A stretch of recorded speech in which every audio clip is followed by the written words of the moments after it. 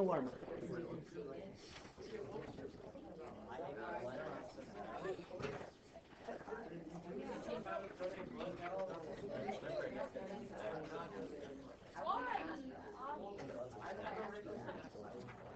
When you have to turn those forms into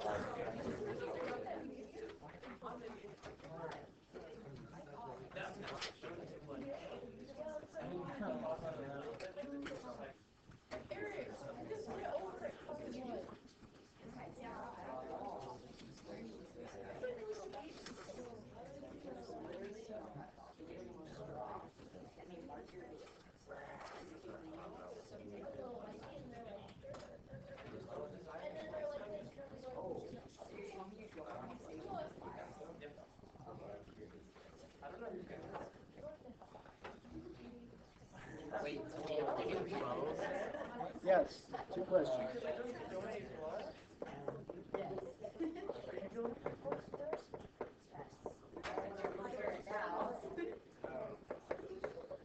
Wait, what?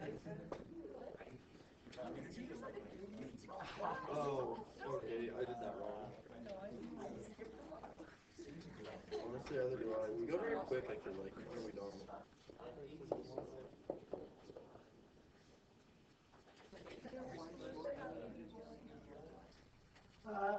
No, you're not supposed to have it memorized yet, I'm telling you. You will definitely have it memorized. Soon.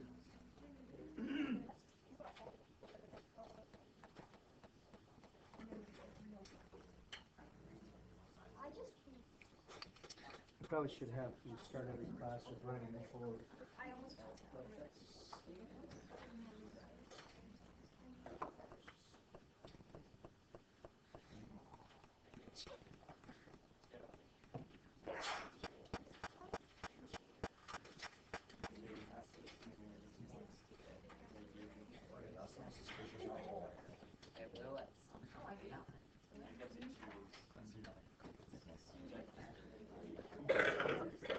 What?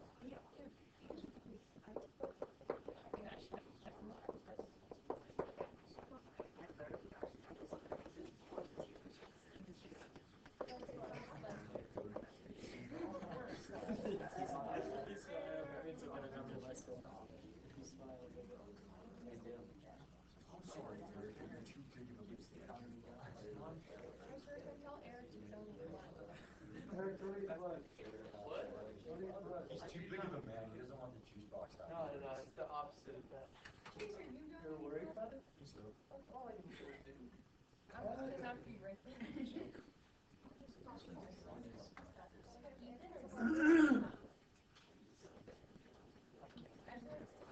How we doing?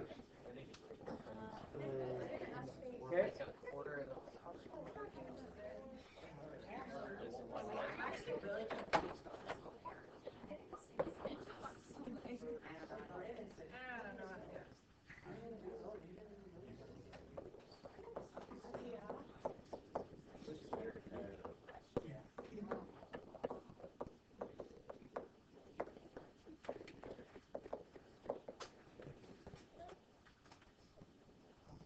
Okay, do you have that much done? Yes. Cool. Okay, let's talk about that other requirement.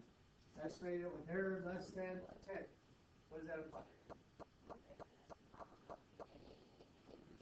Implies they're looking for you to use error bound.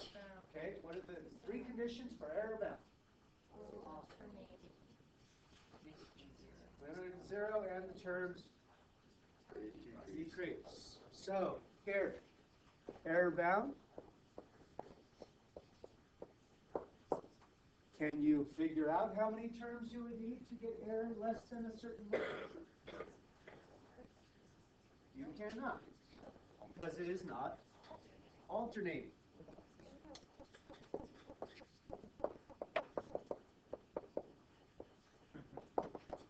Okay? And that means you would need to use, for each sec to the second, you'd have to use Lagrange error bound, which you guys never learned yet. Alright? Now, the best I could do then is just throw some terms here. But fitting on the right-hand side of the exponential graph is a bit of a toughy because it's exponential, and it's hard to get a polynomial to grow exponentially unless you give it a whole lot of power, a lot of help. So this would take quite a few terms to get pretty good precision. After all, you're talking magnitude of pretty large numbers, so to get within a tenth, it would require a lot, all right? So you can estimate that with however many you want, but I would imagine it would take quite a few before you were within a tenth of the true value of e squared. All right, you with me so far? Okay, now this guy is a little different. If you look at this, it's alternating because you have -2 to powers even and odd. Oops, -8 over 3 factorial, etc. And this one's got a chance. Let's maybe figure out has enough. Let's go here. First of all, is it an alternating? Yes. Do the terms go to 0? Now let's think about that. The top is growing, right? Exponentially. Actually, not exponentially, but as in a polynomial way, getting bigger and bigger. What about the denominator? It's also getting bigger. So which one will win, the denominator or the numerator? Why? Okay, factorial. Yeah, think about it. Each time your top is growing by a factor of 2, but the bottom is growing by a factor of the next bigger polynomial, or next bigger integer, right? So from here to here, the top would grow by 2, but the bottom would grow by 3 or 4 would be the next, right, in the denominator? Do you agree? Yes. Okay, so the terms would go to 0. Furthermore, the terms would decrease after a certain point. Now look at this here in terms of absolute value. Are they decreasing here in absolute value? They are not, okay? This is increasing. This is the same, or 2 factorial is equal. This then, this is 2 over, this is 8 over 6, so it's starting to decrease here. So it is true for n greater than or equal to 2 that they are either equal or smaller as we go. You with me? Are you with me? Yes. Starting here, they're either equal or getting smaller. So that's enough. I could say I'm just thinking of it as satisfying the infinite part of it does satisfy the conditions. And I could, if I wanted to, just tack on those like they're constants onto an infinite series, all right? So it does satisfy the conditions at a point and forever after, and that's what needs to be done. You with me? And therefore, it is the case that s minus some number of terms can be bound by some next term. All right. Now, s, what is it? e to the -2. E to the -2. S stands for the true value. E to the -2. S to the n, what does it stand for?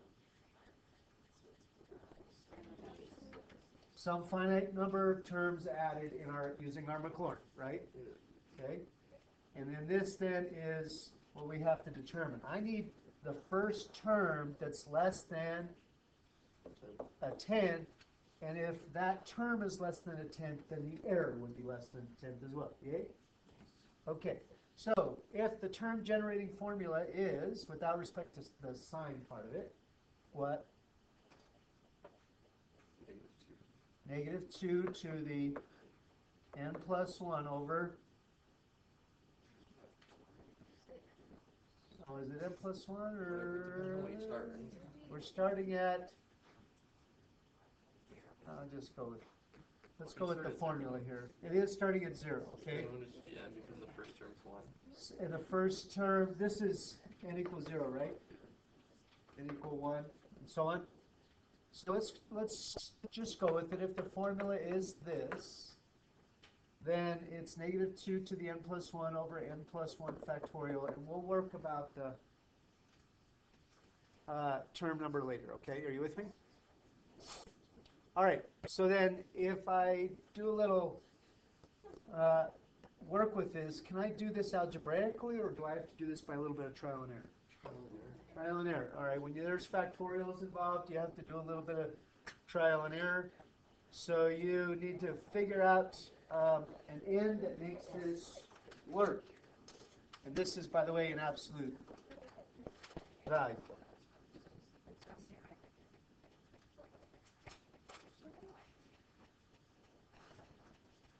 To the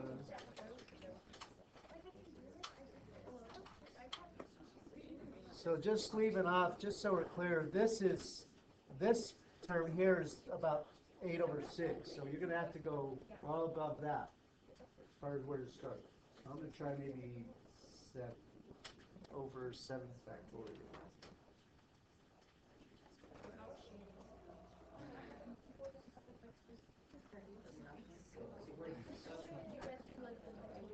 He's just plugging it in now.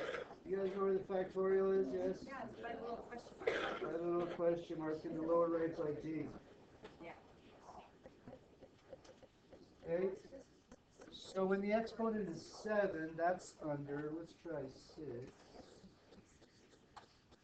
6 So works? it's actually 5 too. 5 works?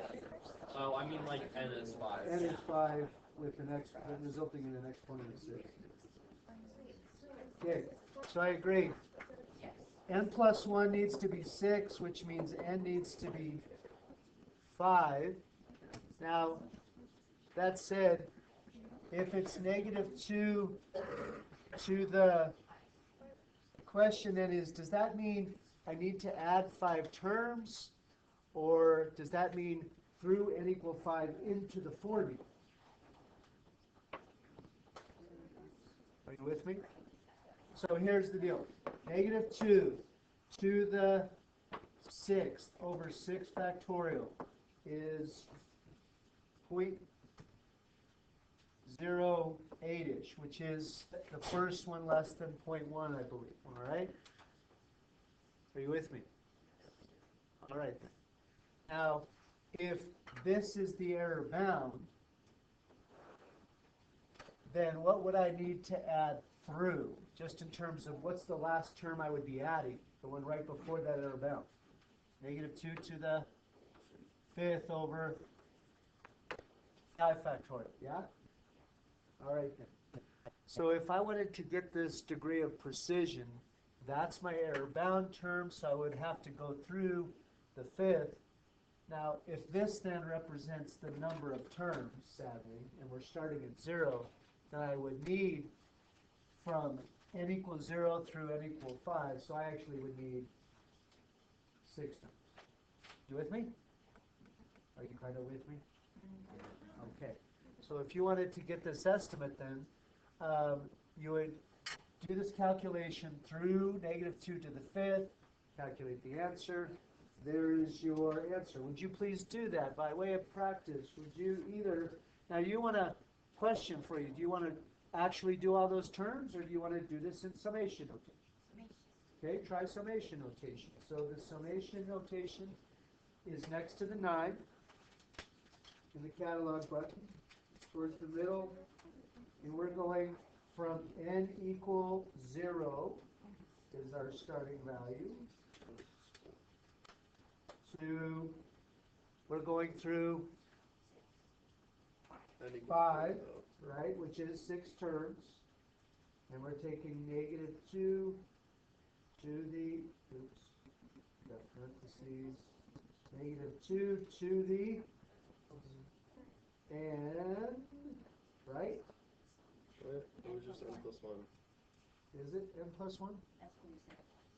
So with We term did? B we go to 4. No, I didn't. That's what we did. I did? I think it's only the n plus 1 bit. A of the n plus 1. Ray, you did The not term say it. itself, what is the general term? Negative 2 to the n or n plus 1? N. Over n factorial? Why do we use that? Because that's what E is, yeah? No, that's why we did that. To the n divided by n next to the question mark. And you get? What did you get? 115.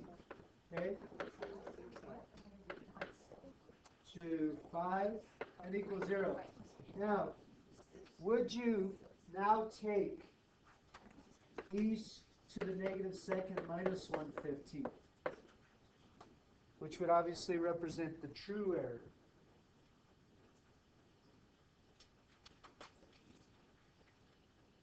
And we're looking at 0.0686. Would you agree that error is less than 1/10? Yes? Yes. Okay.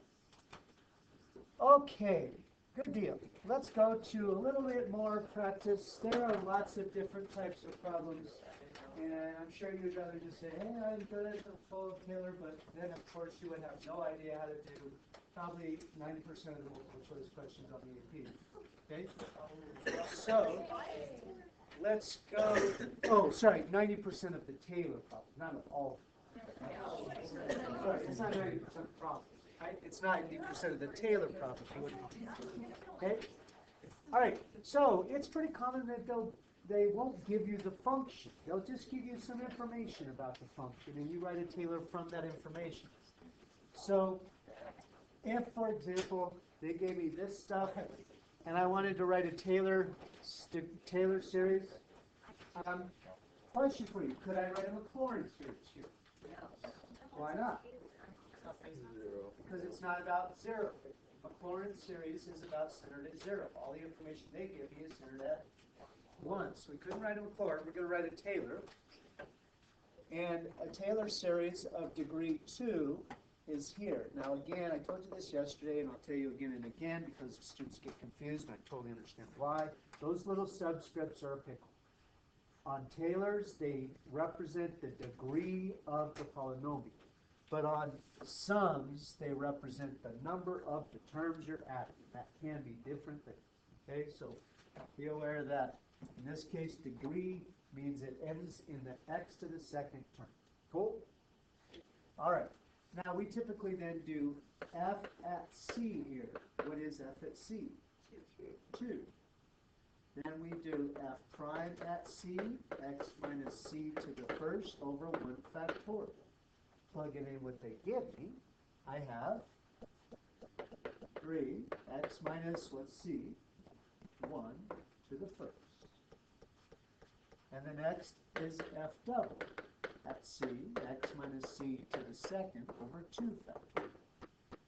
Using what they give me, that means my next term is 5 x minus 1 squared over 2 factorial.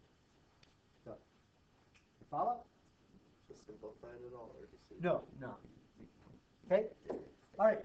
Try the other two on your own, please. One's a multiple choice kind of, and one's a part of a free response.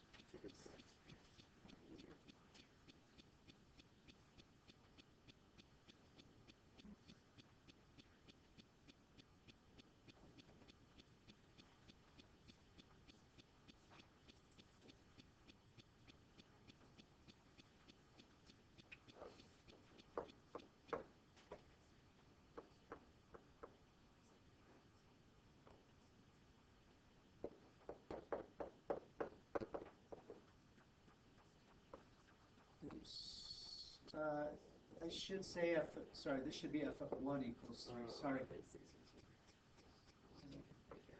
Yeah, but do we really want to do that? I don't want to integrate and use it as a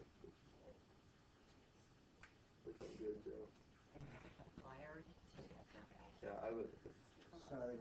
I don't want to go. You obviously, Joe obviously figured this out. You could have integrated to get that f initial, or f of 1, but let's keep this in Joe.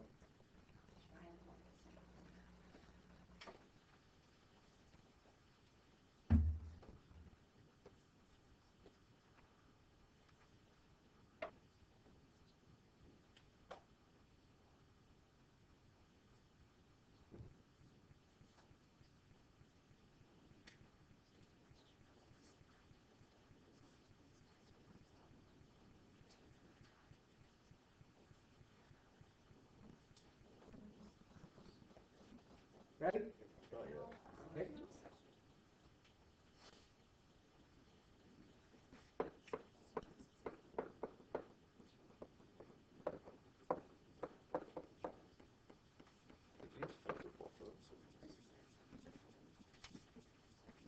sometimes see it as capital T, sometimes you see it P for polynomial. Doesn't matter what you call it. Okay, ready? What is f of 1? 3. 3. So what is your next term? 10. F prime is just reading the graph. This is F prime's graph, so reading the graph is 10. So it's 10 x minus 1 to the first over 1 factorial. And what is F double? 10. And how'd you get that? Slowly. 10 x minus 2 x minus 1 to the second over 2 factorial. Right? Okay, what would the next term be? Actually, what would all terms be? 0. They would all be 0. Okay. Go ahead and do that.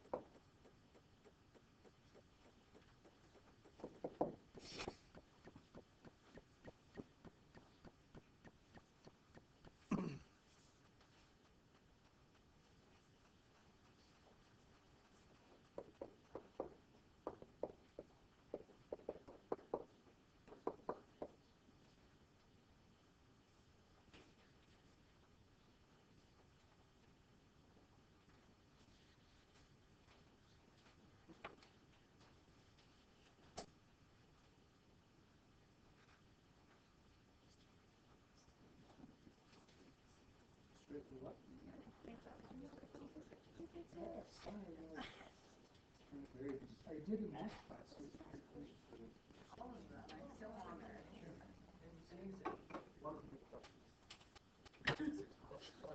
Hurt my elbow.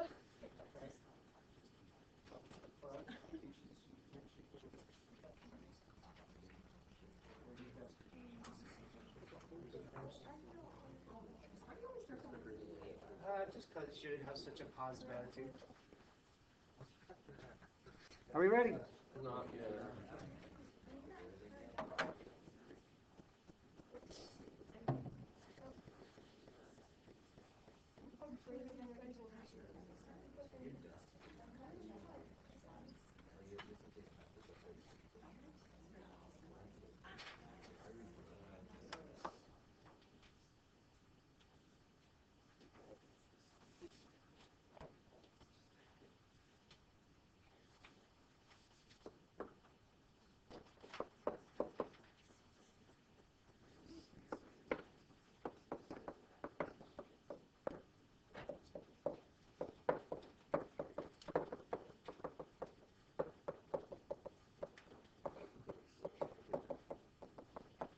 Spiritual. That's the first one. Okay. Are we on A or B or no?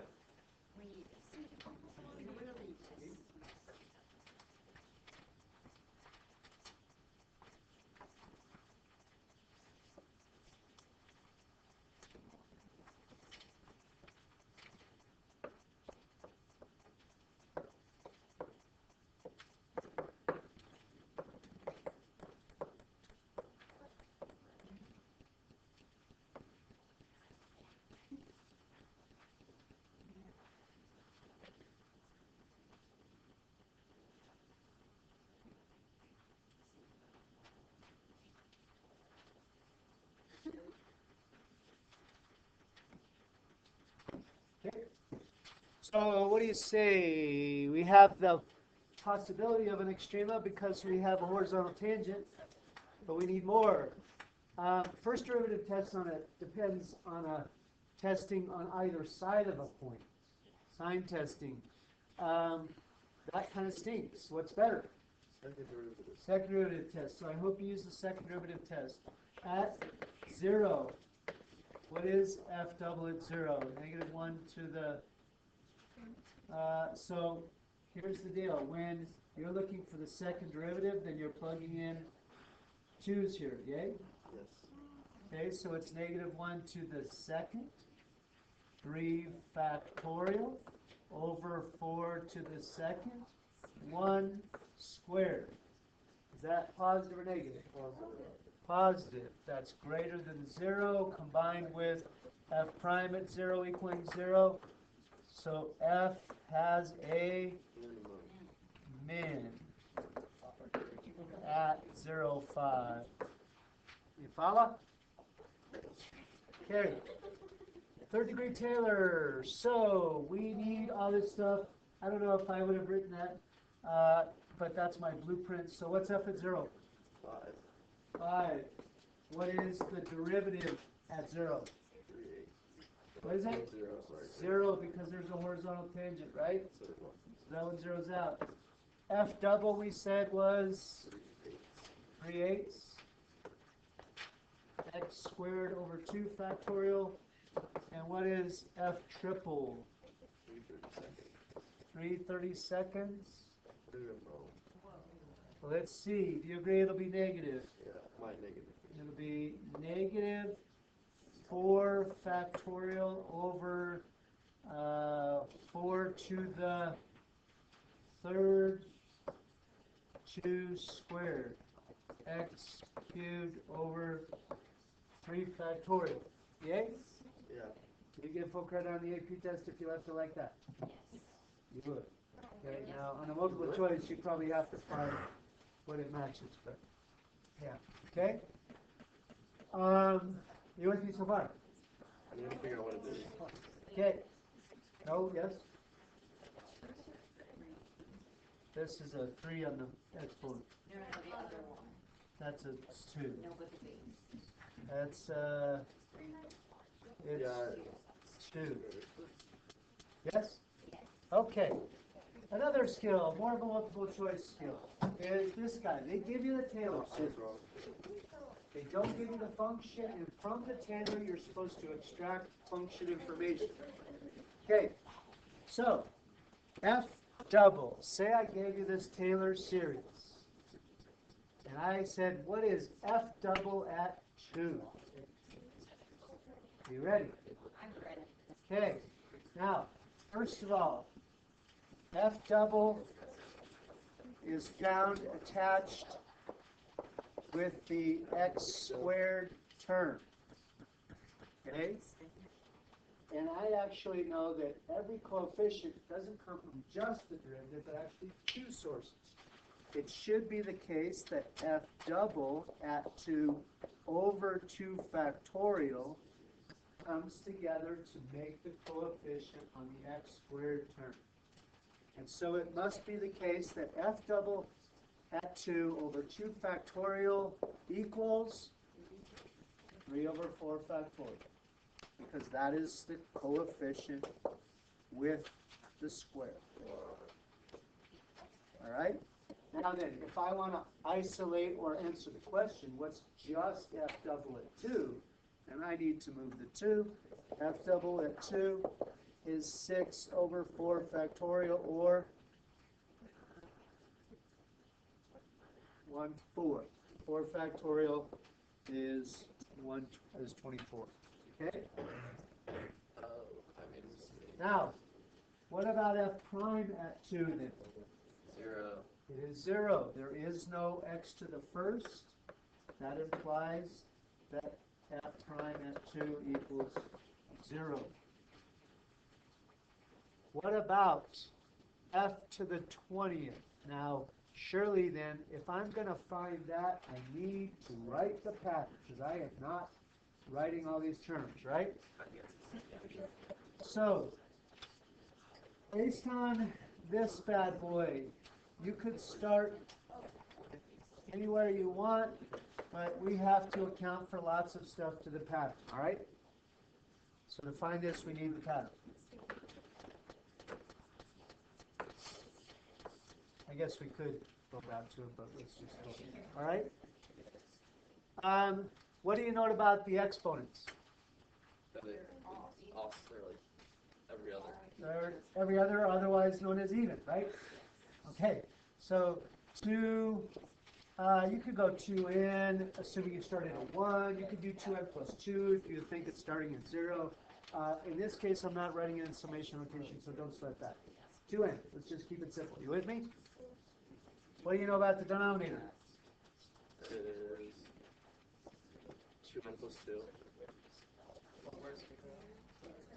2n plus 2. 2n plus 2 more. Factorial, okay?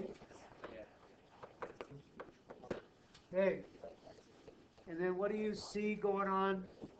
Now, wouldn't you agree? The minute I put one in down, its starting point is determined. If I say I'm going to make this exponent 2n, that must be the case that n is starting at 0, right? If the first exponent, oops, not 0, stupid idiot, 1, right?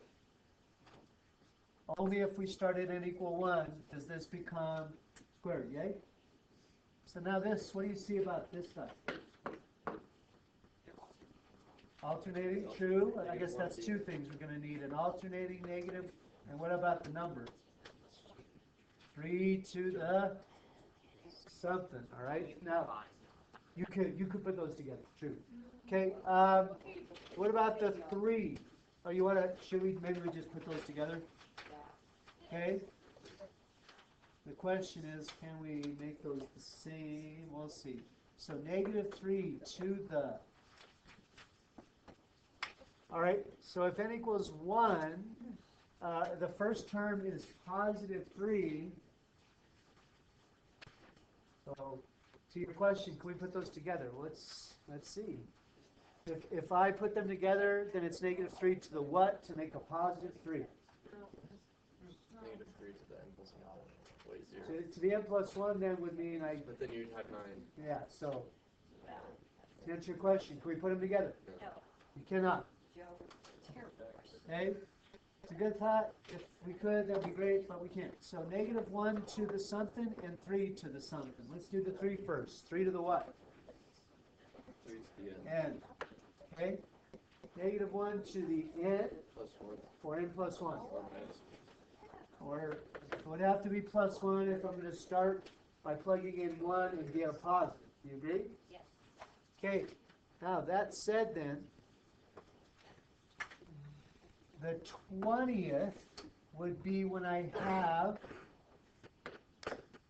x minus 2 to the 20th, which means find everything with an n of 10 into the rest of the stuff. That would be negative 1 to the 10 plus 1, 3 to the 10, and 2, no, what factorial? 22 factorial? Right? Do you agree? Yes. Okay. So, am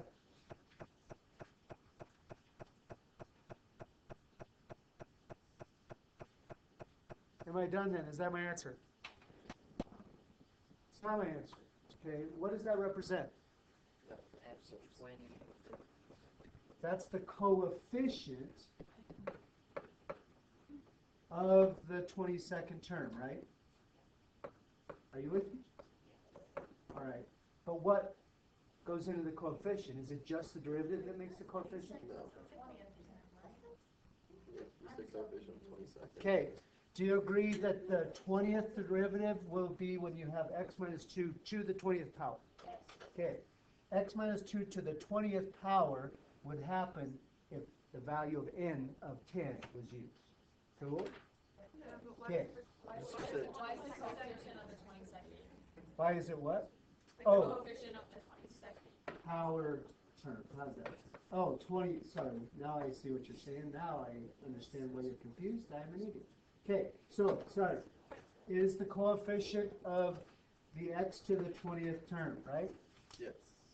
Right, now if that's the coefficient of the x to the 20th term, then it must be the case that the 20th derivative over 20 factorial made that thing. And let's just clean up. What is negative 1 to the 11th? Negative 3 to the 10th over 22 factorial, yay? So the 20th derivative is negative 3 to the 10th times 20 factorial over 22 factorial. Maybe it's multiple choice and it's written a little different. How could those factorials clean up? 2 factorial. Not 2 factorial. 21 times 22. 22 times 21. Okay, is another possibility.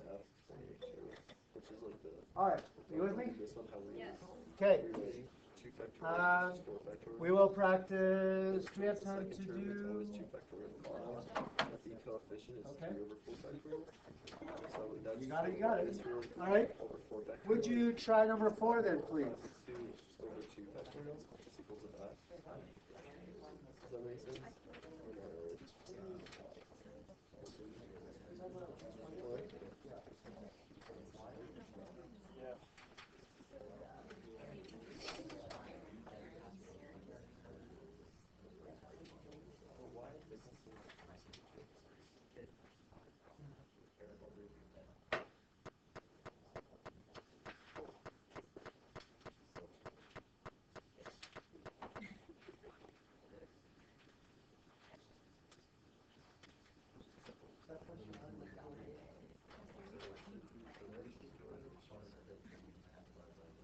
Wait, don't we need a point for that?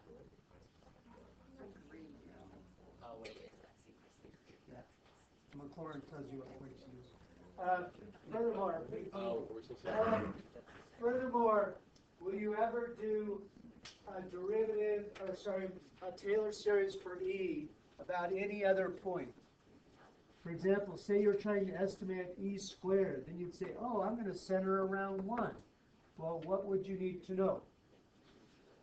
You need to know E to the first. Well, if you don't know E to the first, you probably don't know E to the second and vice versa. So on E, you'll probably, with, I can't think of any exceptions, be using 0 as a second.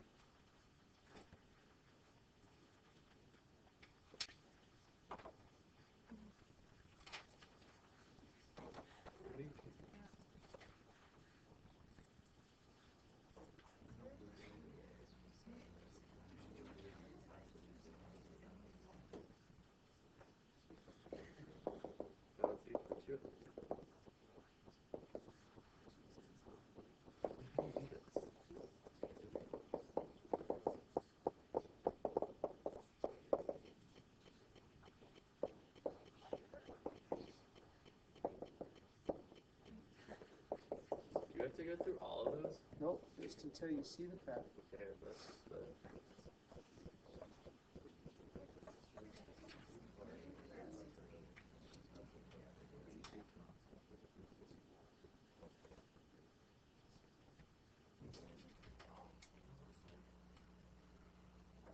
Okay, good? No.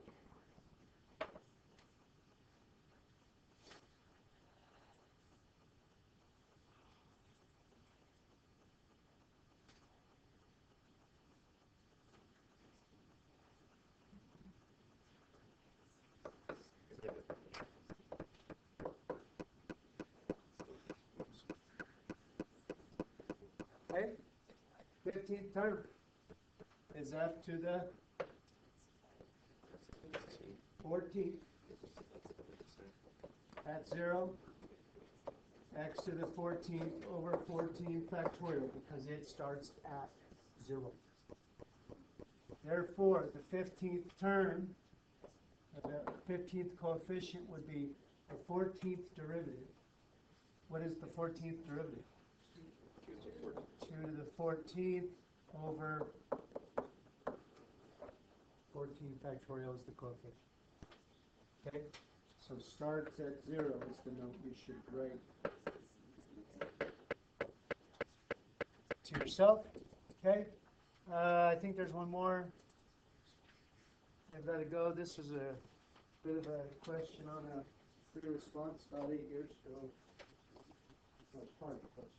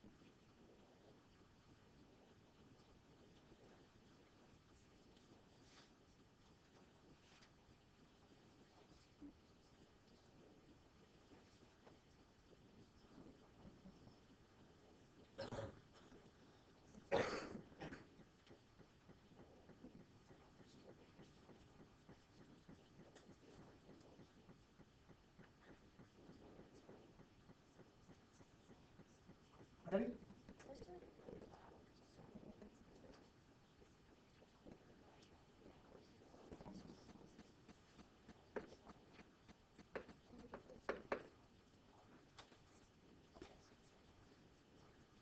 So what do you think? Positive, negative, or 0?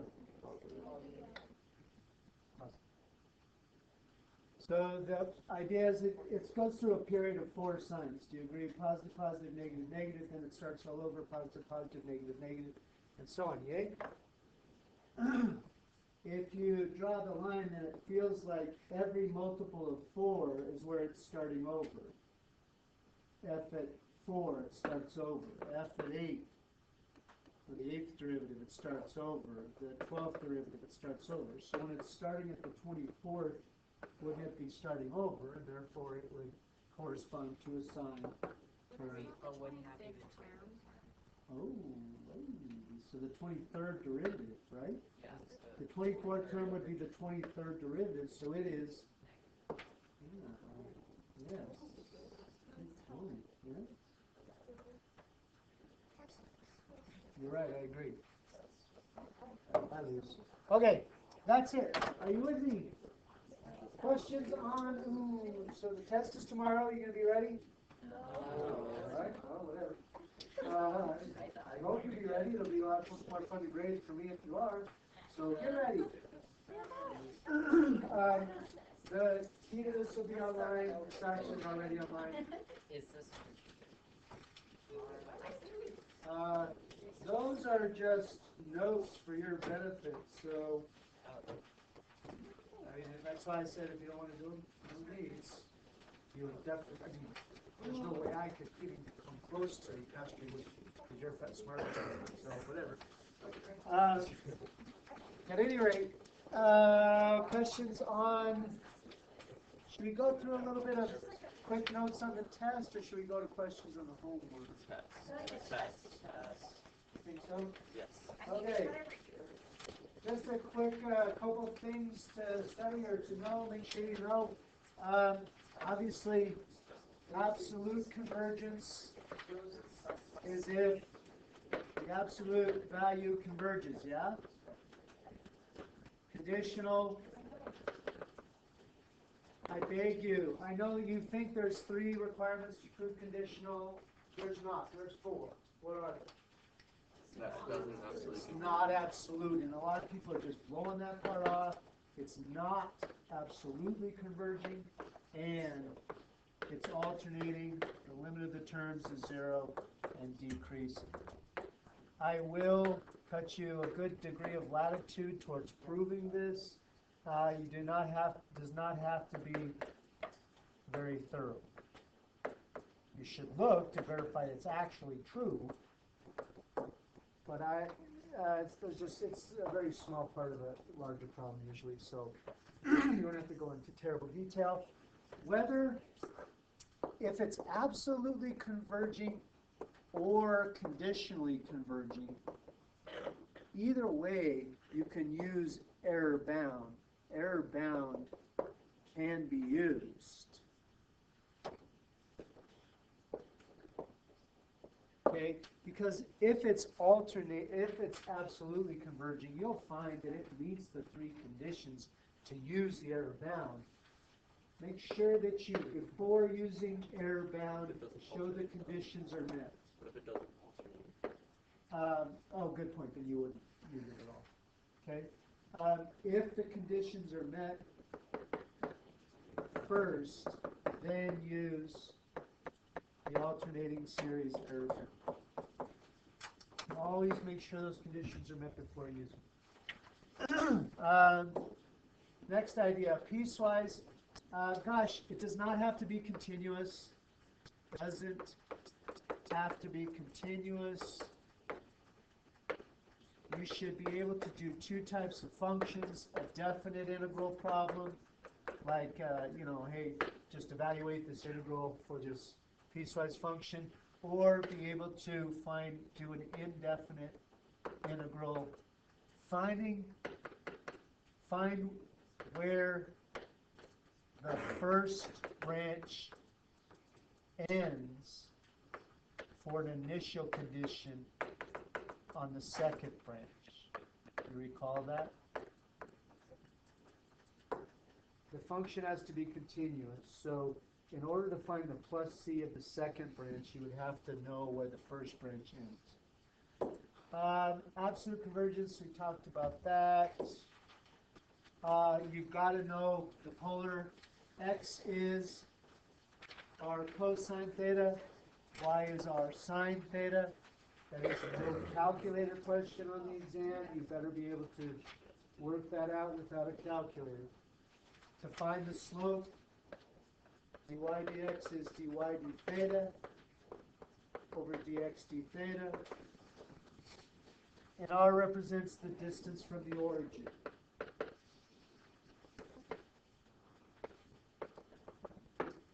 So you need to be able to interpret dr, d, whatever. Euler's method, you better know the formula. The next, let's just go, the first iteration is x initial plus or minus. Sorry, I was teaching Newton's method earlier. Y new y1 is y naught plus dy dx at the previous point, delta x, right? Show the work, organize the work. And I guess that's, also on integrals, please check for continuity. If I throw this at you, and you mindlessly plow ahead integrating it, you're not going to succeed.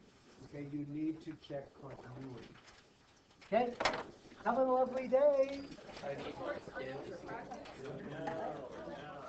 Just keep the kind of, you should have it done tomorrow. I will probably want everything tomorrow. But you might not though. No, I will want it. Yeah. I shouldn't have said probably, you're right.